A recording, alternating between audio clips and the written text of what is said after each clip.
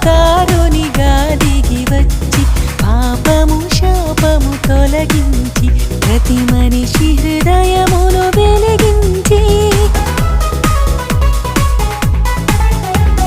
మనుష్య కుమారుడు